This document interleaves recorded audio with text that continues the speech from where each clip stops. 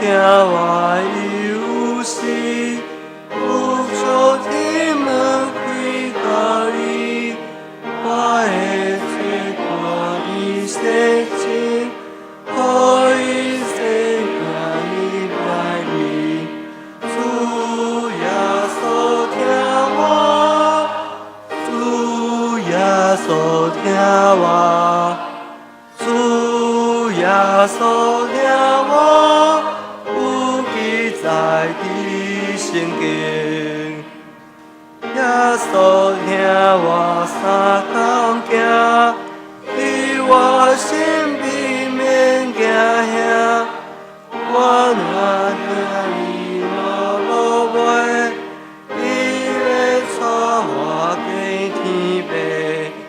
主耶稣听我，主耶稣听我，主耶稣听我，有记在你圣经。请大家犹原听咧，做伙来念使徒圣经来告别咱的信仰。请，我信上帝，全能的爸。创造天地主宰，我信耶稣基督，上帝都是囝，咱的主，伊对圣神投胎，对十世女玛利亚出世，伫本州彼拉多任内受苦，顶十字架，死埋葬落阴府，第三日对死人中复活，上天打坐伫全能的爸，上帝的大名。伊要对遐过来审判活人甲死人。我信圣神，我信神，共同的教会，信徒的相通，罪赦免，肉体复活，永远的活命。阿免，请坐。KM 文，请潘培宇同学。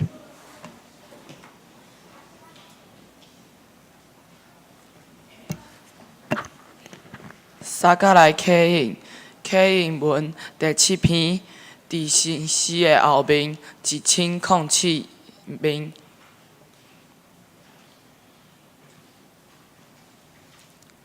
天宣布上帝的荣耀，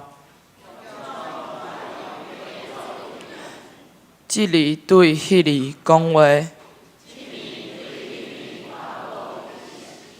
无言无语。因的声音传到全世界。上帝为着日头伫天顶大报平，日头亲像新郎对洞房出来，对天的这边出来，射甲迄边。上主的律法完全。上主的命令可靠，上主的诫命公正，上主的教示纯洁，敬畏上主着纯真，永远无改变。比金比真侪纯金较贵重。律法互你的仆人得到警戒，啥人会知家己的错误？求你保守你的仆人，互伊袂故意犯罪。我就车做无通指责的人。上主，我的避难所，我的救赎主啊，愿我的嘴所讲的合你的旨意。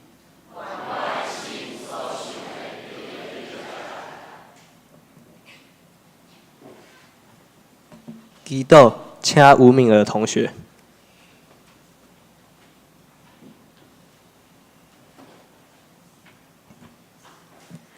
咱三甲压头祈祷。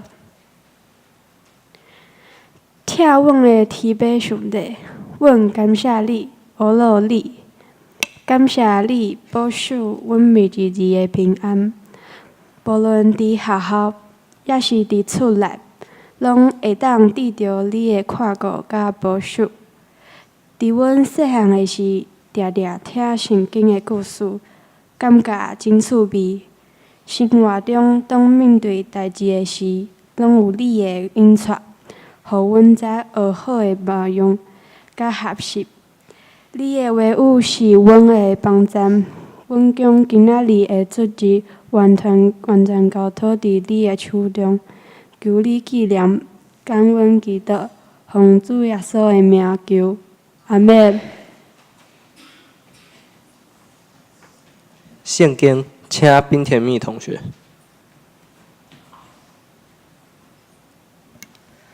咱三甲来看圣经，记载伫提摩太后书第3章第14节到第4章第5节。若是你着常常带伫所学习、所庆幸遐个事，因为知是对啥物人学的，也知你对细汉已经捌遮个圣册，就是会互你有智慧，对信基督耶稣来得着救的。既若互上帝蔑视会见，也有利益伫教示、伫读书，互人归正，引带人学义理，互服侍上帝的人练达，便便来行拢总的好事。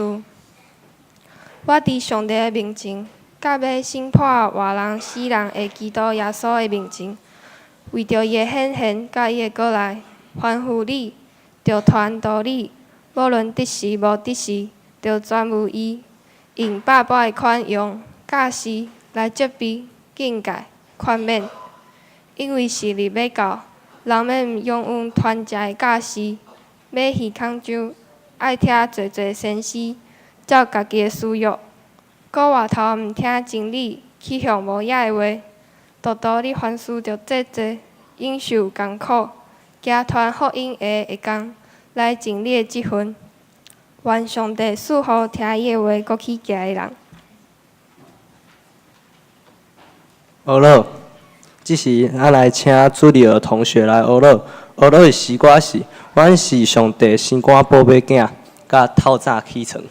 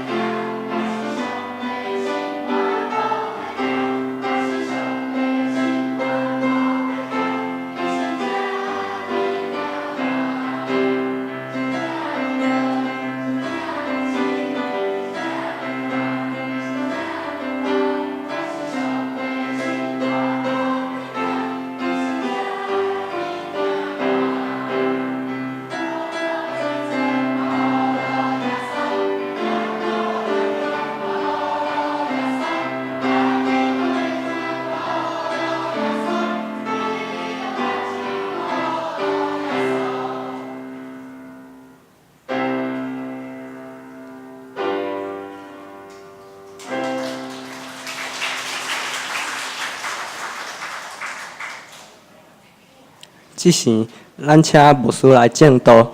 正道的题目是对细汉就爱明白。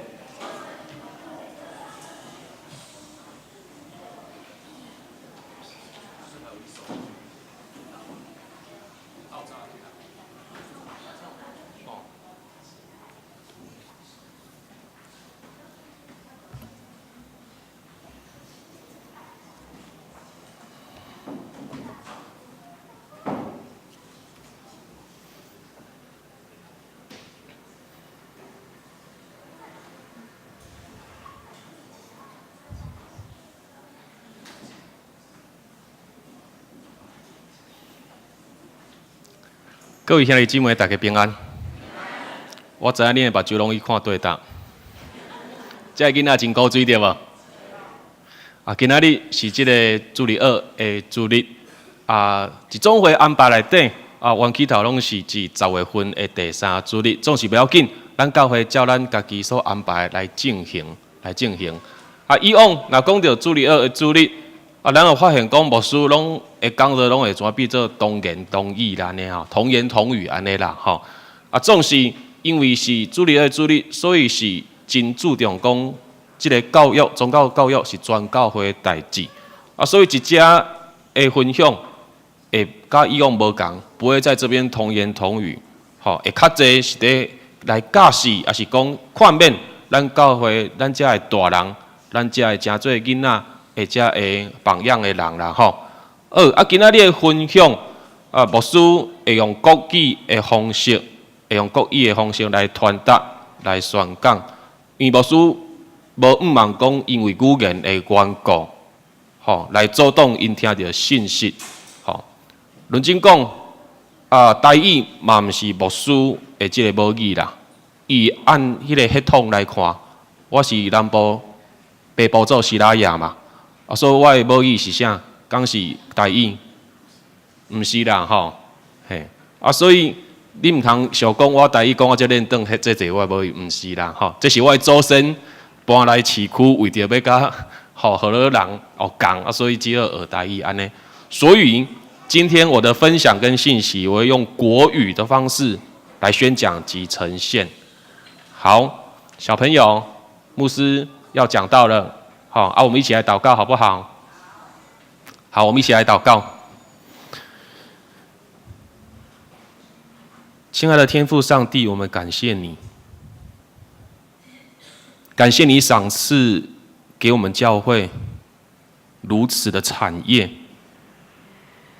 如此宝贵的这些珍宝，就是这些孩子们。主上帝，恳求你的圣灵帮助我们。让我们来为了这些孩子，我们用信仰来教导他们，我们用耶稣基督的爱来扶持陪伴他们，我们用上帝你的律法诫命，就是你的话语，来带领他们走正确的道路。主上帝，在我们教导他们过程当中，也愿主你的灵来教导我们这些大人，成为这群孩子的榜样。使他们从小就有好的属灵长辈，可以来效仿、来跟随、来学习。恳求主你的灵，也让整个分享的过程当中，打开我们的心门，赏赐给我们亮光，成为我们生命的帮助。我们如此向你祷告、交托及祈求，都是奉靠主耶稣基督的名，阿们。我们同时可以打开我们的周报第8页。有今天的整个讲道的大纲。当你翻到第8页的时候，我们会发现说，上面有一个结构分析，这个你不用去管它，这让你回去有时间的时候，可以再这样自己去研究。但是我们下面的一些平行呼应的信息，等一下我们会用到。首先，牧师要问我们大家，教会的主日学是为谁办的？教会的主日学是为谁办的？我看到大家的眼神都是说为小孩办的，对不对？好啊，如果说教会里面的主日学是为了国小、国中到高中的这些孩童年轻人所办的，那我要问的是，我们在场这些已经出社会，甚至是从社会上已经退休的人，是否我们信仰都已经学会了？有没有人认为说我信仰全部都学会了，在主日的时候我不需要再学了？有没有人这样子认为？没有嘛，没有嘛。所以我们其实都还没有从主日学来毕业，对不对？OK， 我们每个礼拜来这边做礼拜是为了什么？敬拜上帝，这是一个信仰群体共同敬拜的时间。但同时，礼拜其实也有教育的功能存在。换句话说，我们主日其实有安排成人主日学，也有安排晋升的课程。但是我要说的是，如果你没有去上成人主日学、晋升课程，但至少你要在主日的礼拜当中有所学习，有所得着。每个礼拜日，在久了的这些孩童们，透过主日学老师的教导，他们在学习认识上帝，他们在学习如何跟随耶稣。而我们这群大人，在这个主日4楼的这个礼堂里面，也一样的，我们继续借着礼拜来学习认识上帝，来学习如何跟随耶稣基督。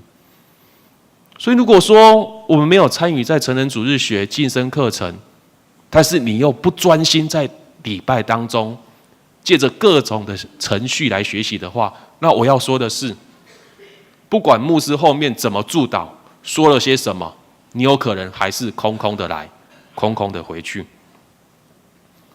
这个礼拜是主日学主日，那总会定这个主日学主日的用意是什么？其实是在呼应我们众教会要非常的来重视宗教的教育。而这宗教教育的对象是谁？当然儿童、青少年，还有刚刚有说到的成人，甚至是我们的同工门徒的培训，我们灵性的养成，以及生命教育等等，这些都是这个主日所要强调的重点。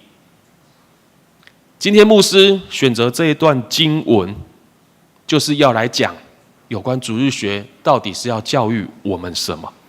这段经文是在说保罗写给提摩太这位年轻传道人的书信的其中一段话。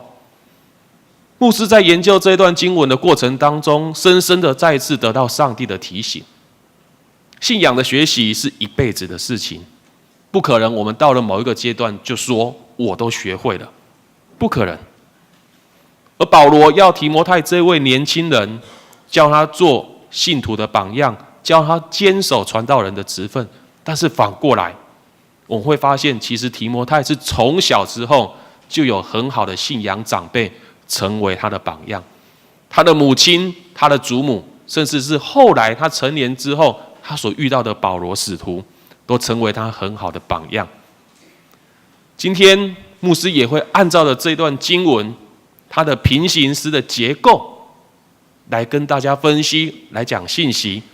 而分享这当中的信息，原本我们看见说其实是要教训这位年轻人，这位年轻的传道人，但同时我希望今天上帝透过圣灵将这一段话也成为我们每一个人的教训。首先我们拿到我们的周报第8页，我们来看到这个 A 平行呼应的信息，我们来念这个系名体的部分。好，中文的系名体的部分，我们一起来念，请。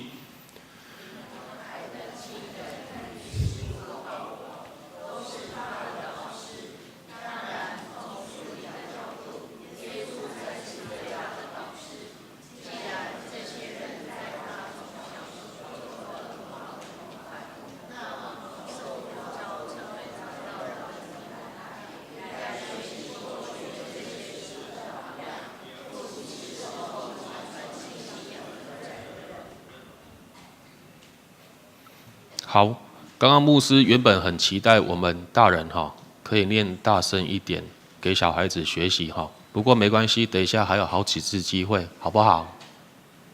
好，小朋友你们要念大声一点好不好？其实我们大人是我们小孩子寻求生命意义的一个模范，我们大人是小孩子寻求生命意义的一个模范。我们人一生的悲欢离合、酸甜苦辣，到底我们要怎么样向小孩子来解释？其实耶稣基督他的生死及复活，就是最好的模范，就是最好的解释。为什么？因为耶稣基督他彰显了生命的意义，他的生彰显了说，人生活在世上最大的目标就是要荣耀上帝。人生活在世上最大的目标就是要荣耀上帝。而耶稣基督他的死，其实也反映了我们人本身生命的有限性以及脆弱。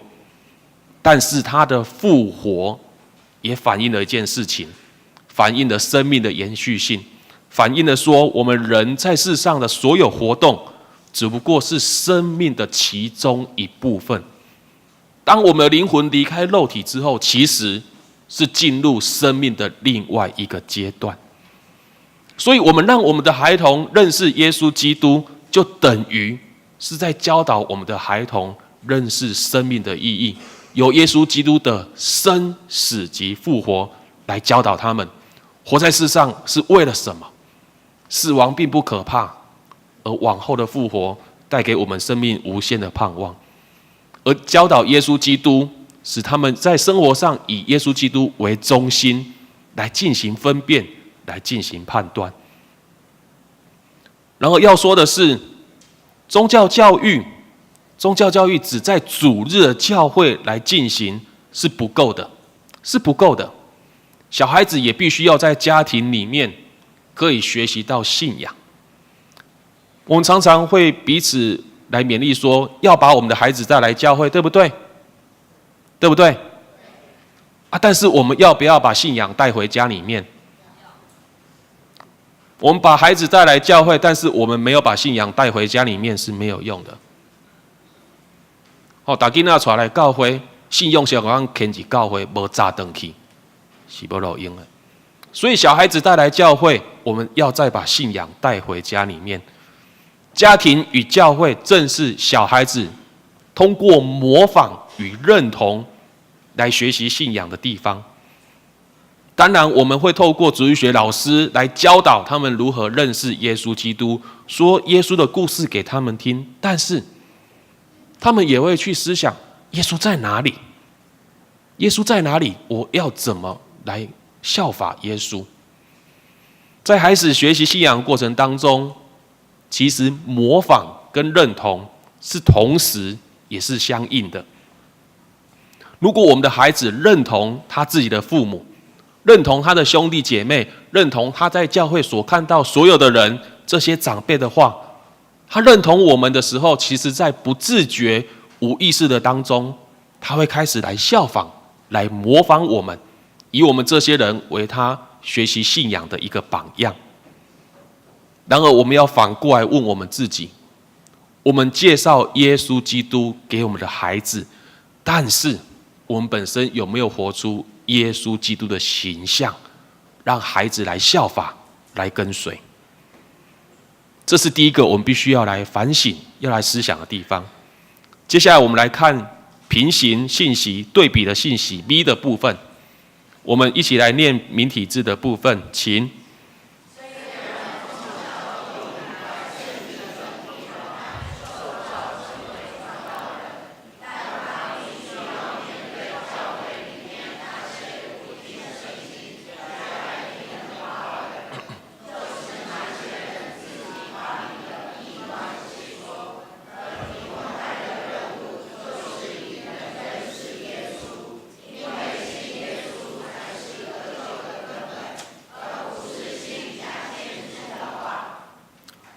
人类有与生俱来的宗教思想，人类有与生俱来的宗教思想，因为我们人类会很自然的去思想生命的问题，会来思想神学的问题，会去探讨生存的意义等等这些问题。而且我要说的是，这些问题是我们从小就会去思想的。有些时候，小孩子、小朋友的想象力会比我们大人更容易去懂一些神学的道理。我们常会说啊，小孩子不懂教会的事情，不懂信仰，不懂神学。其实有些时候，他们只是不懂我们大人发明的这些专有名词。有些时候，他们只是搞不懂教会政治，他们也搞不懂这些艰涩难懂又复杂的神学教义。其实我们不要说小孩子不懂信仰，有些时候我们要反省，小孩子只是搞不懂我们这群大人在搞什么而已，只是搞不懂我们这群大人在搞什么。我要说的是，这些单纯的心灵是比我们这些大人更容易进入上帝的国。小朋友因为他们的想象力及单纯的心，比我们大人更容易也更愿意来听上帝的话语。比如说，我们都会彼此祝福说：“上帝与你同在。”来，我们现在跟旁边的人说：“上帝与你同在。”当大人说“上帝与你同在”的时候，接下来我们动作就会开始来思想说：“同在啊，怎么个同在法？”接下来就会开始那边讨论说，同在的意义是什么？同在的象征是什么？同在的这个表现形式是什么？开始那边讨论这个神学有关什么叫上帝同在。但是对小孩子而言，同在是什么？同在就是同在啊，同在就是同在啊。相信上帝与我们同在，有那么困难吗？需要把事情讲得那么复杂吗？需要把它这样子量化吗？我要说的是，小孩子借着他们的想象力，以及一颗单纯的信心，我们教导他们说：“上帝与你同在。”有些时候，他们就真的相信上帝就与他们同在。当我们还将这些神学的问题挂在嘴边那边讨论的时候，其实我们的小孩子往往已经跟耶稣、跟上帝相处得很好了。这是我们第二个要来反省的问题。我们再来看 C 的部分，平行对比的信息，我们一起来念，请。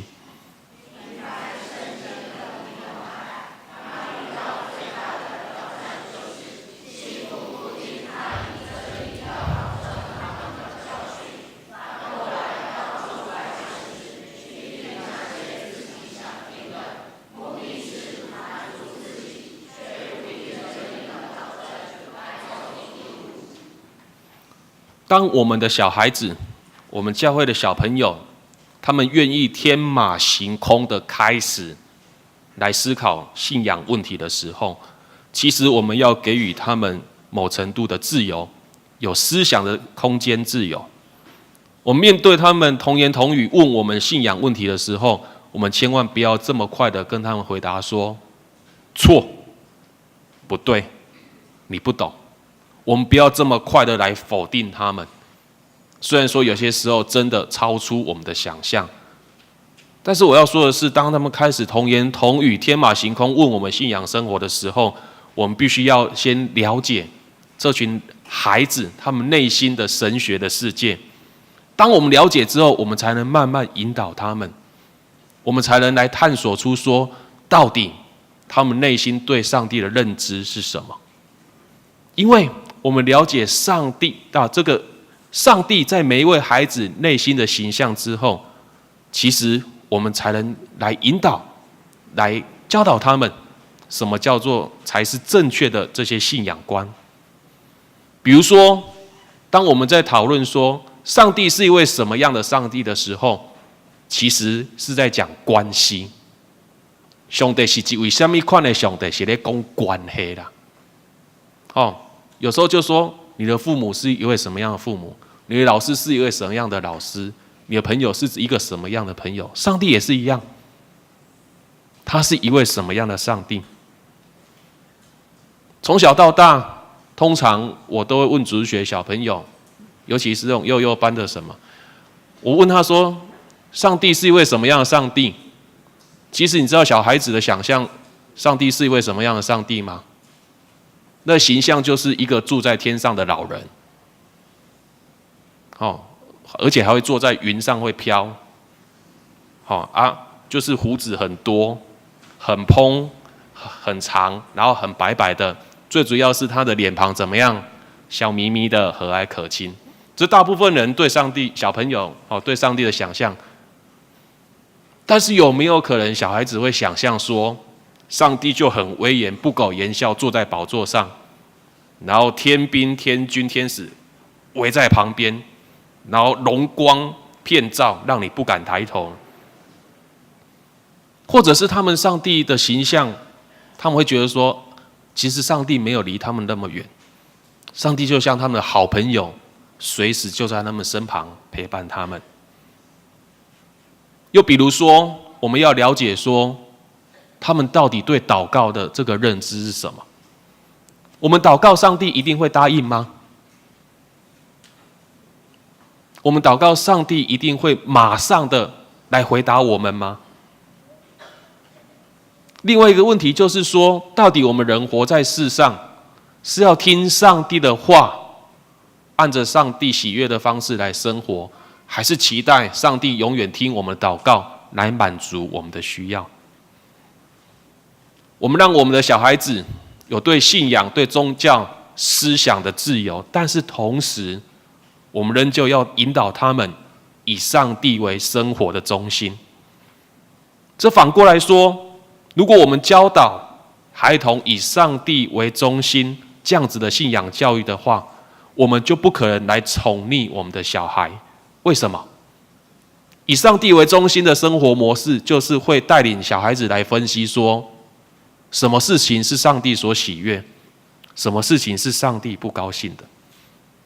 但是今天我们的教育方式，如果以小孩子为中心，让他觉得说爸爸妈妈、阿公阿嬷，所有人都围着他为中心在绕的话，要取悦他的话，那有一天，如果我们把戏都耍尽了，会不会就开始让小孩子失望？没有用的父母，没有用的大人，让我不高兴。会不会以后连他祷告都会觉得说，上帝都不灵验，这没有用的上帝？所以我们了解孩童他们对上帝的认知以及上帝图像是非常重要的。了解他们，才能慢慢的来引导他们以上帝为中心来生活。接下来我们来看第一的部分，平行呼应的这个信息，我们一起来念，请。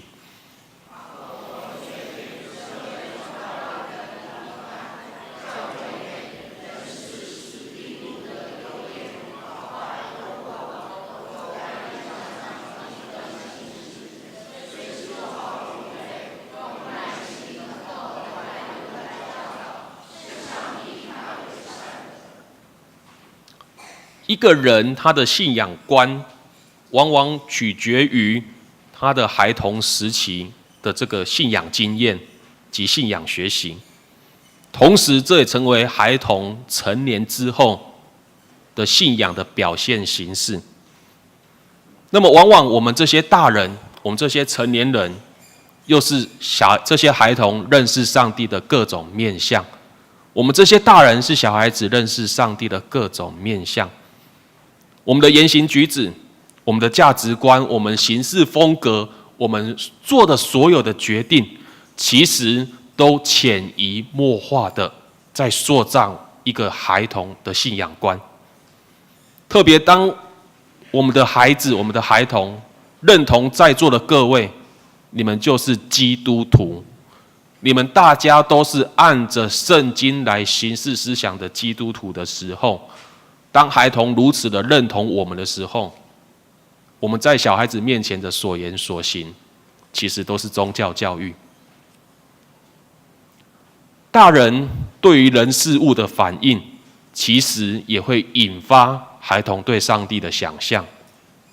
大人对人事物的反应会引发孩童对上帝的想象。他们会觉得说，上帝是不是严厉的？上帝是不是会记仇？上帝是不是很容易发怒？上帝是不是其实并不是无所不在？他有时候并不在我们身旁。上帝记恨吗？上帝会不会满腹的埋怨？感觉上帝常常找我们人类的麻烦，给我们一堆难题。为什么上帝将我的亲人一个一个带走，让我觉得有点孤单，没有温暖？甚至会问：我生活的那么差，我成绩这么不好，一定是我做的不够棒，所以上帝不爱我，让我遇到这些。各位弟兄姐妹，圣经到底是怎么样来介绍上帝的形象呢？上帝是好牧人，对不对？上帝是好牧人，上帝是我们的磐石，是我们盾牌，是我们随时的帮助与保护，对不对？上帝有没有丰盛的慈爱？他是不是不轻易发怒，愿意饶恕人、原谅人的过犯？特别从福音书里面，我们看见上帝的独生子耶稣基督，他是不是能够体贴我们的软弱，明白我们每一个人的感受，也陪伴着每一个在痛苦当中的人？其实这些才是从圣经里面给我们的上帝形象及其中的属性。我们永远也不知道这群小孩子长大之后有谁会被拣选呼召成为传道人，我们不知道，他们自己也不会知道。但至少他们往后都要承担一个传福音使命的基督徒，他们往后都要成为传福音的基督徒。然而，在他们孩童学习的阶段，有太多对上帝负面的认知及形象的时候，我们不要说他们能够担负传福音的责任，有些时候就连踏进教会一步都有困难。而反过来，我们要非常珍惜这些可以一直在教会里面成长学习的孩童，也教导他们不可以骄傲，不可以自高，因为他们可以享受在恩典与福分之下，全部都是因为上帝的爱、恩典、安排及计划。我们教会的孩子，在他们长大之后，面对教会的侍奉，面对传福音的使命上面，是否有一颗温柔、愿意等候、忍耐的心，就全凭我们现在有没有做这样子的榜样给他们学习。不管是在教会还是家庭，我们不要给他们太多上帝负面的形象，而是更多的上帝的爱及耶稣基督的陪伴，可以让他们来经验，让他们来领受。最后我们来看一的部分，中心信息的部分，我们一起来念，请。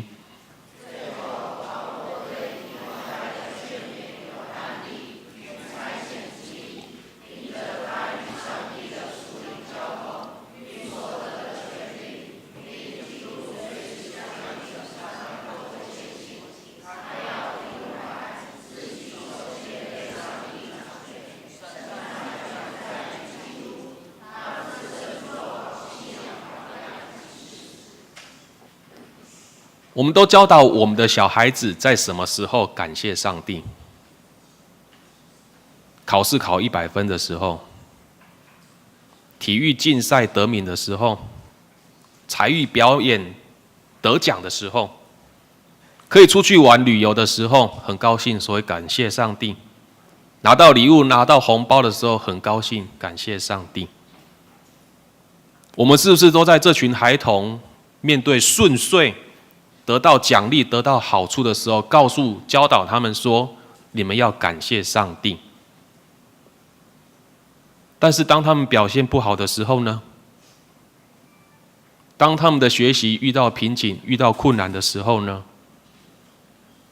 当他们面对原本计划好的事情突然因故取消的时候呢？当他们的生活遇到匮乏、缺乏、艰困的时候，我们是不是也一样在逆境当中教导我们的孩童，一样要感谢上帝，相信上帝的带领？这个世界上并不存在完全的教会。这个世界上并不存在完全的教会，家庭也一样，家庭也一样。这世界上没有所谓的完美家庭存在，没有这种东西，没有完美的家庭这种东西，因为人本身就是不完全、不完美，怎么可能可以建构出一个完美的群体呢？面对世界的不完美，生活上的不完美，我们身旁的人的不完美，我们是否带领孩童在读圣经、在祷告当中、在唱诗歌当中，让他们来认识上帝，让他们来领受上帝对他们的呼召，以及让他们来经验到上帝与他们同在呢？主耶稣来到世上，他一样要面对这个世界的不完美。他本身的生活品质对我们现代人而言，当然是不完美，更不用说他来到世上所遇到的每一个人，完美吗？耶稣来到世上所遇到的每一个人完美吗？没有人是完美的。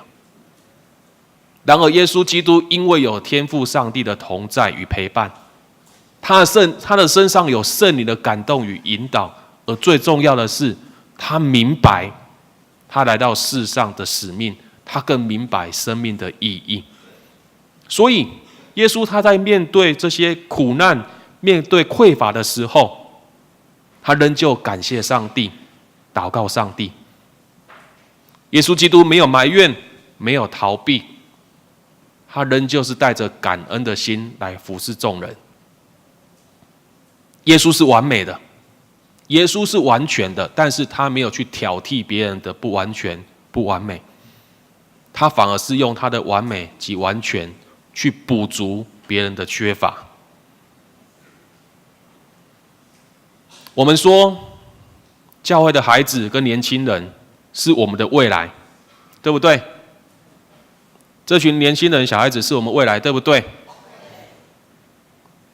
但是我要跟大家说的是，如果我们现在这群大人不求改变、不进步的话，这些小朋友就是看着我们现在这副德性在成长，就是看见我们现在这副德性在成长。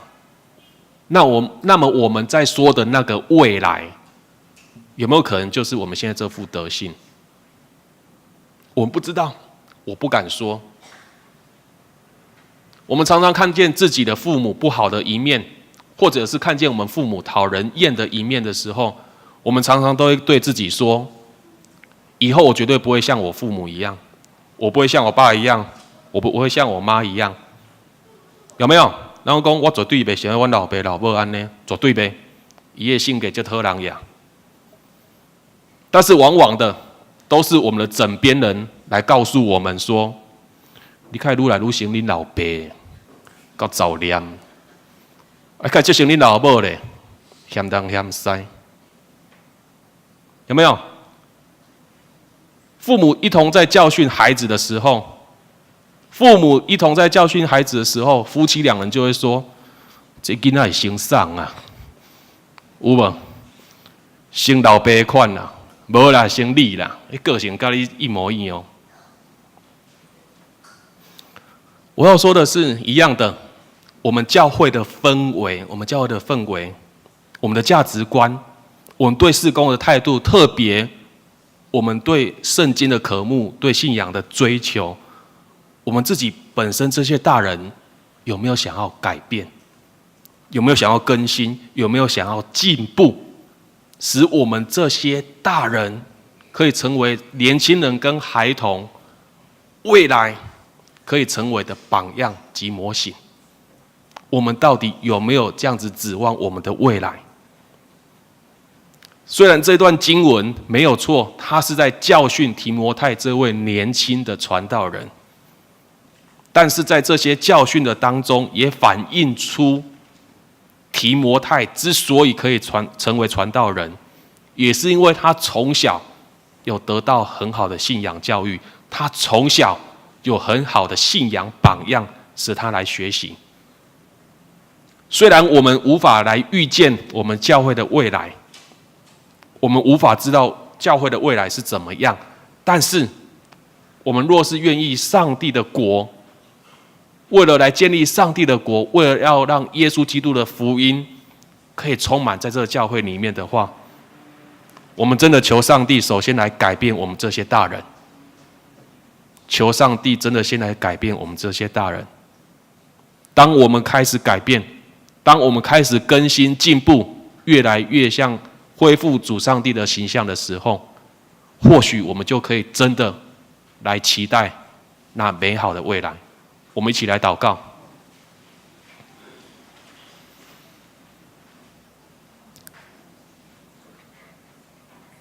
亲爱的天父上帝，我们感谢你，将这些孩童、这些年轻人，也就是你所赏赐这极宝贵的产业，赏赐在我们教会里面。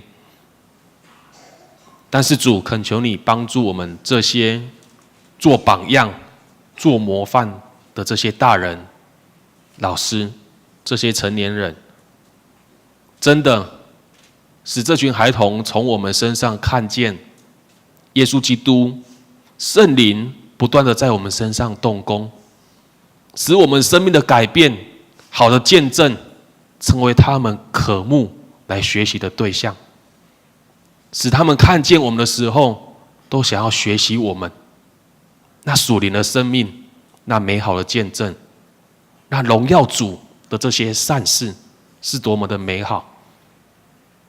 主啊，也恳求你亲自来掌权，亲自来教导，因为我们人就是不完全，有软弱的时候，所以我们虽然口头教导，我们虽然以身作则来做榜样，但是我们仍旧有不足够、有不注意、不小心的地方。主啊，恳求你的圣灵亲自来补足我们这些缺乏不完全的地方。也求主圣灵继续来带领这群孩子，不管是在他们学校的课业，他们在家庭、在教会，都有主你的恩膏、你的恩典、福分与他们同在，也使他们充满极大的信心，相信主耶稣就在他们身旁，陪伴、扶持、带领他们。愿主你来保守我们整个教会，从上到下都有主你不断的浇灌以及引领。我们如此向你祈求、交托、感谢，都是奉靠主耶稣基督的名，阿们。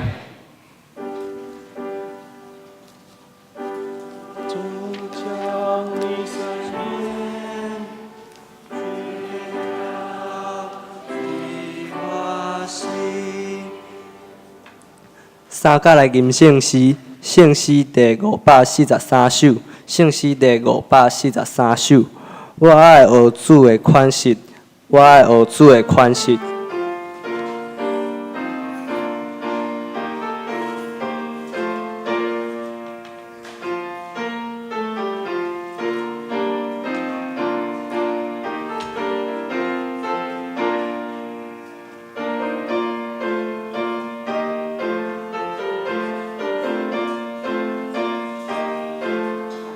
会众请起立，吟全首。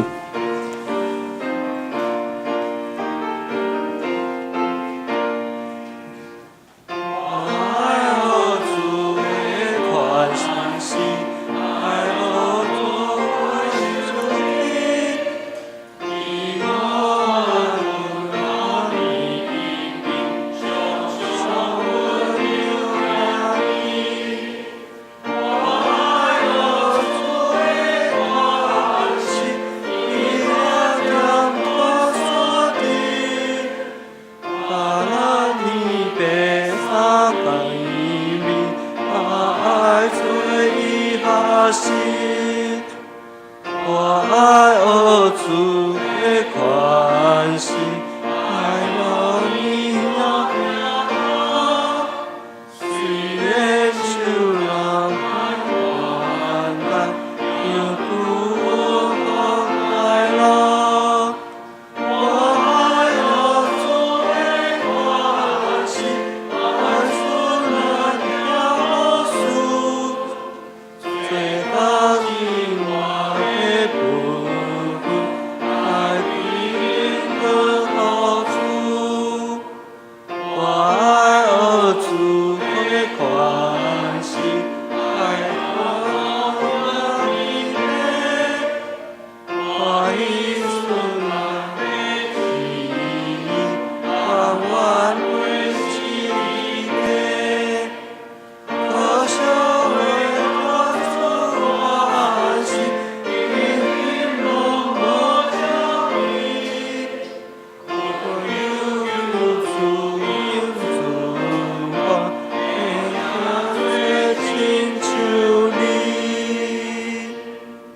请坐。即时来奉献，请陈敏柔、罗庭轩、王以轩、张允爱同学来肃献。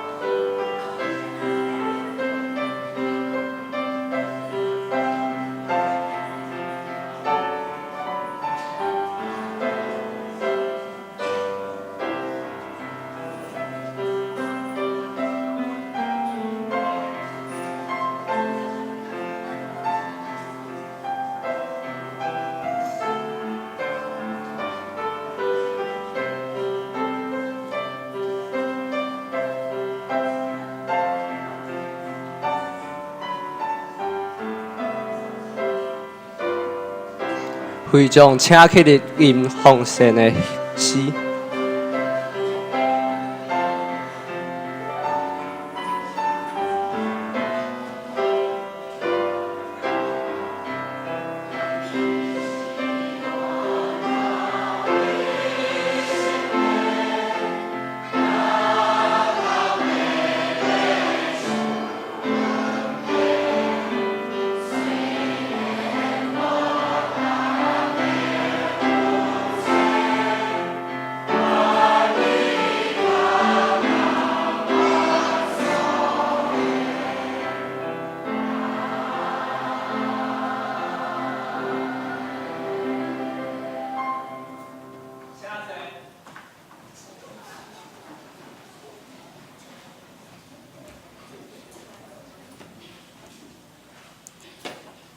即是来报告。在报告以前，阮三个来读今仔日的经句，伫酒杯的后壁。我读一摆，请会众读2摆。道道你属上帝的人啊，着闪避遮个来对日意敬虔、信、仁爱、吞忍、温柔、提摩太、经书6章11节。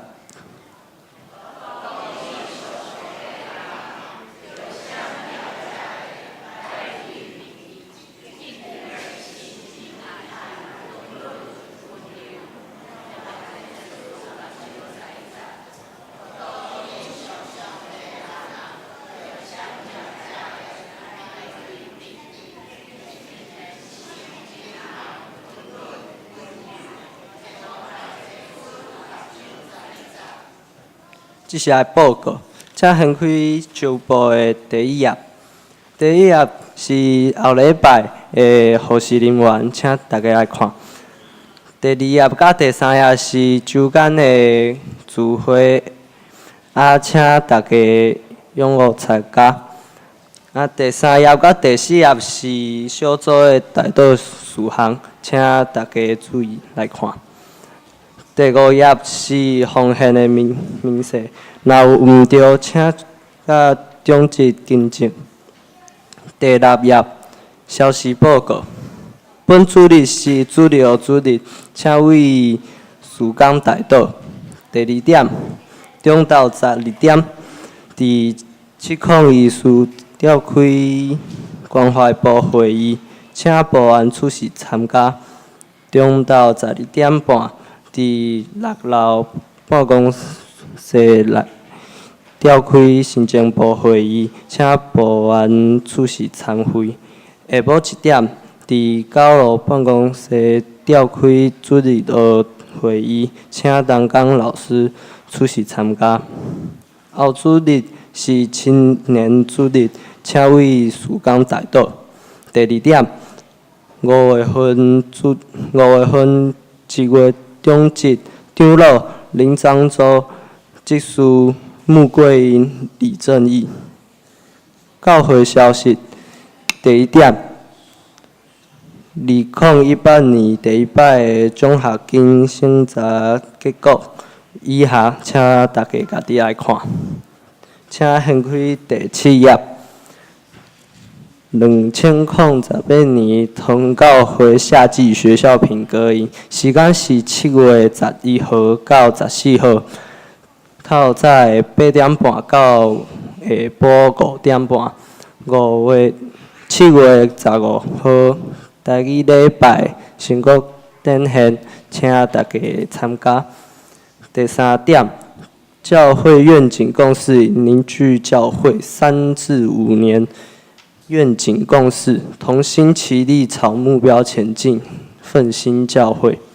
以下请会众自行参阅。第4点，若要摕旧年的奉献证明，请到办公室来摕。告诫消息，第1点，当牧师要伫5月3号。中昼12点要前往参加总会教育第1摆的委员会，请代祷。第2点，北区青年联合聚会，以下请大家来看。第3点，2018年暑期儿童少年营教材与主日学教材研习会，以下请大家家己来看。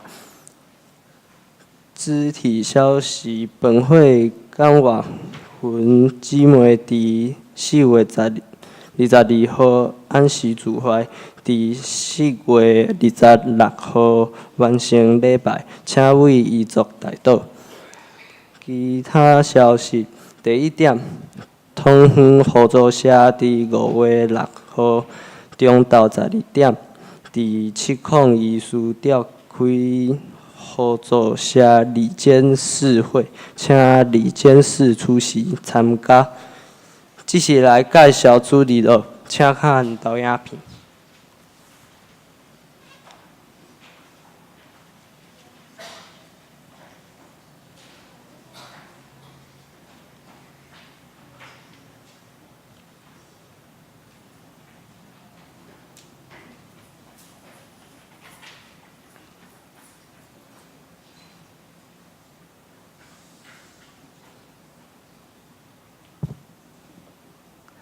各位会友，大家平安。我这边简短的介绍一下主日学的活动。这个是我们去年夏季学校小朋友的夏季学校的生活营的活动的照片，请帮我下一页。然后我们去年度的毕业典礼，那我们这些是升上国中班的小朋友。那我们基本上主日学分为幼儿班，也就是说开始学龄前的小朋友有分 A、B 班。那我们的小朋友的话，会有希望能够爸爸妈妈一起参加，然后跟小朋友一起活动。那比较大的小朋友，就还在读幼儿园的小朋友的话，会有我们的老师带领他们一起做一些属灵的课程。那国小班的话，会有我们分初级班、中级班、高级班3个班级。然后分别会有不同的属于他们年纪适合的以及还有的课程来去教导他们。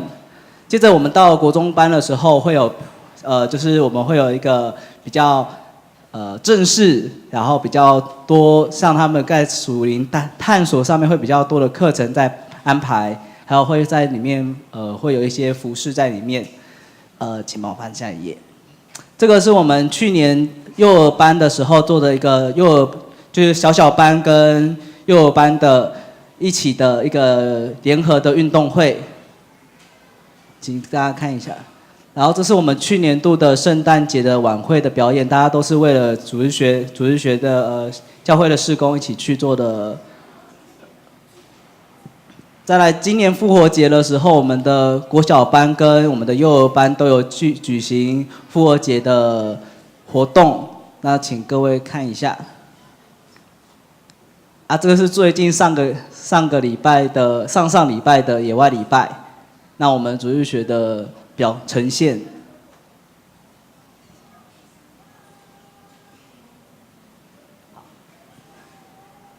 我们请我们的那个我们的校长来讲一下。大家平安。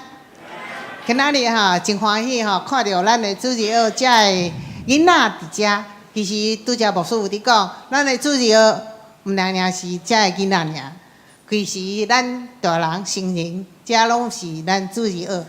即马有参与伫咱主日学遮的教师嘛不离做的我们请我们的主日学老师，不但是成人主日学你们有参与的咱的中节内底有真侪人有参与伫遮内底课程内底阮请阮遮老师们起立好吗？来，嗨，你是老师的请起立，我们的副校长请起立好。梁立雄梁长老也是我们现在师范班里面的老师好，请坐。好，我们要请为我们这些主日学的小朋友加油了若是你去厝内底有遮细汉囡仔，欢迎你带伊来到教会。咱即马主日学幼稚班、第B班，侪细汉囡仔，差不多0岁到3岁。所以伫遮呢，阮诚恳的来邀请你，将囡仔送来阮遮，甲阮遮同齐熟悉，甲遮的囡仔熟悉。老师会教儿童诗歌、圣经故事。以上我一只报告。请牧师补充报告介绍。各位兄弟姊妹，大家平安。牧师直接做介绍以及补充的报告。大先也有几位第一届，也是讲最近有转来是咱中间的兄弟姊妹。第一位是对加拿大转来探亲的姊妹翁秀权姊妹，一头前遮，请起立，咱拍拍来欢迎。谢谢。好，请坐。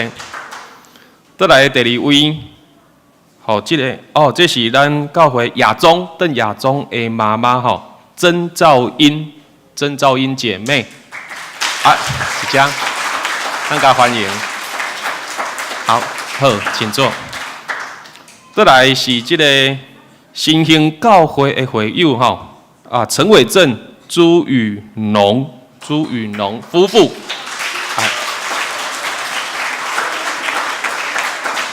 好，谢谢，请坐。好，再来是嘉义大拿教会的这个信徒会友蔡炳飞、刘家芬蔡热佩，一张嘉宾，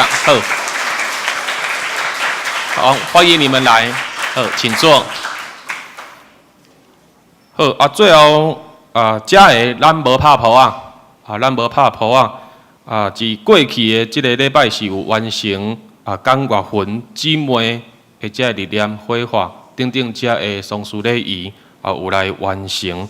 今仔日遗嘱有来到咱的中间感谢营以及其他的家属，讲是咱的中间。好，咱请起立，无拍谱没有拍掌。好，我们继续，咱继续为着港月份姊妹的遗嘱为着这个细英兄，继续为因来关心甲代祷。请坐。好，一只牧师嘛特别来强调咱头看到第7页，有讲到咱教会下季下校品格营，即个咱品格下校的主题是勇气啦，要来讲这个勇气的品格，勇气的品格牧师先直接讲过，总是咱知影少年人囡仔因迄命一定爱好即变的安尼啦所以主题袂出来，毋过牧师先甲恁讲啦，是勇气。毋望咱即马开始，就真正是招咱的厝边隔壁，咱会徛起咱知影的人，将咱的囡仔带至暑假时带至教会参加即个夏季下校。一只牧师慢慢继续呼吁，这个教会这个愿景的共事营共识营继续来邀请咱的教会的长职不管是前任现任，咱做伙来参与，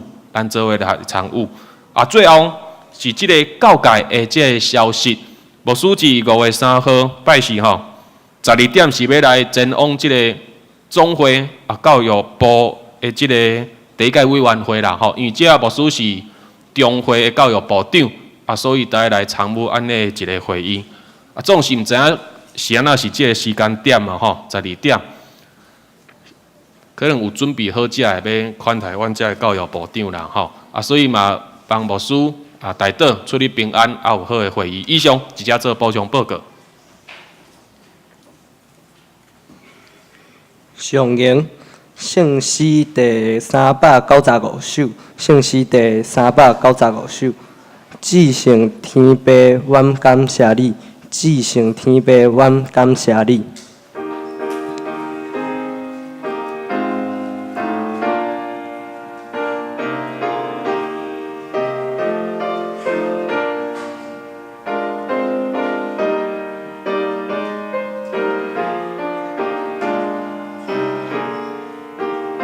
会众请起立吟全首。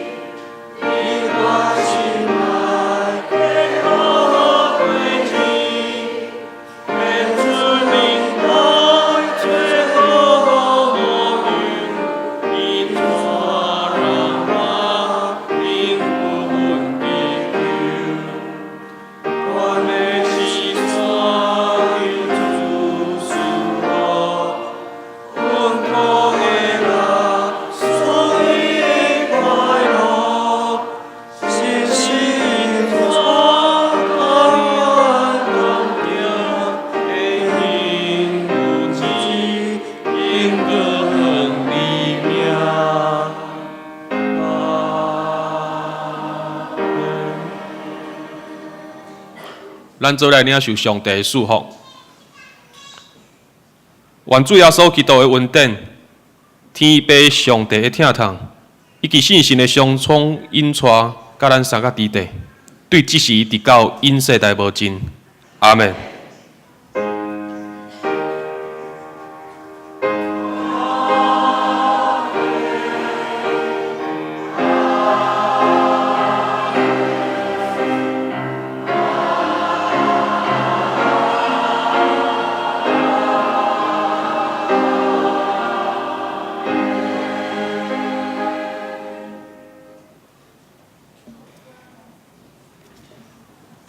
这首歌，请坐。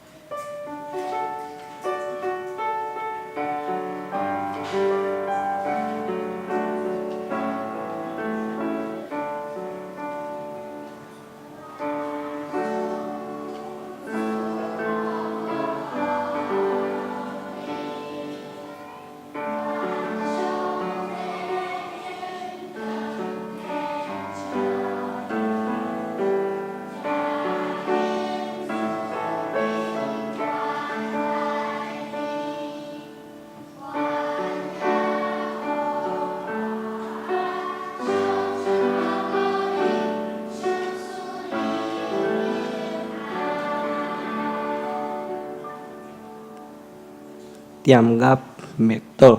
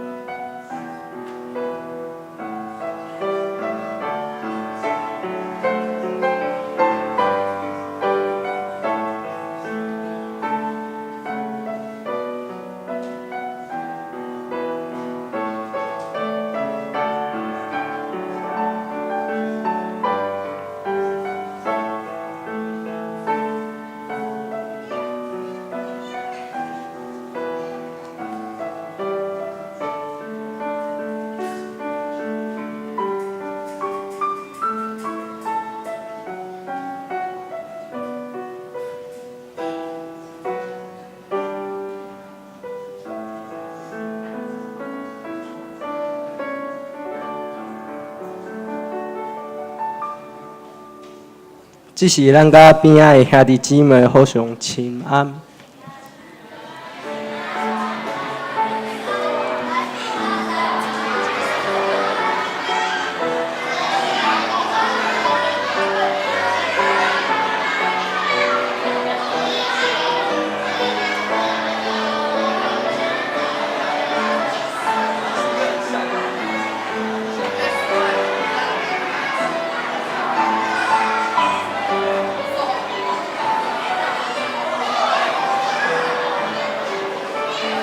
主日学所有的老师和小朋友，我们到前面来照一张合照。主日学的小朋友，还有我们的主日学老师们，我们到前面来合照。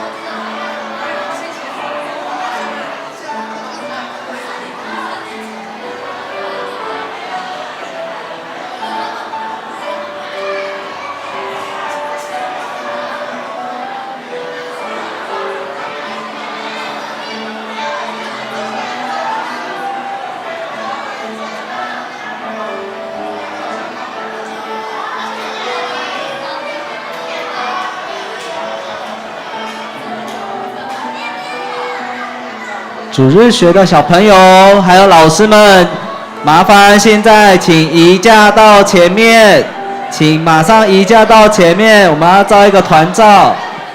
来，再重复广播一次，请主日学的老师和小朋友们来到前面，我们来进行一个团照，请加快你的速度，我们再给你10秒钟。牧师娘。来，赶快，请各位小朋友、家长，强哥有在后面吗？强哥，来，再给大家一点时间，不然会太久。来，赶快。